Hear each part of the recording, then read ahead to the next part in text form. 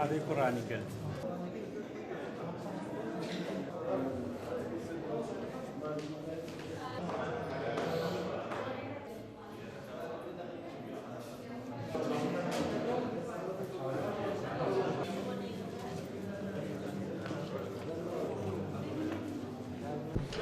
ئەم پێشنگایش بەشێکە لە زمانی ئەم دیداری تایبەتی جاف کە بەڕێوەبەراتی گشتی ڕۆشنبیری و هونەری پارێزگای هەڵەبجە ڕێکیان خستووە.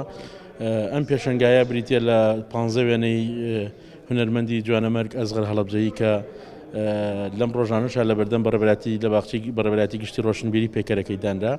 ئەم وێنانی کێشاوە کە تعبیر لەسەر هونەرمەندان و شاعرانی هەڵەبجە هەورامان شارە زوور دەکات کە لە لای دەستی ڕاستمەوە بە وێنەی تایبەتی جاف دەستی پێ کردووە و بە پێویستمانزانی بە باشمانزانی لەگەڵکردنەوەی ڕێخستنی ئەم دیدارەیە پێشەنگایش بکرێتەوە.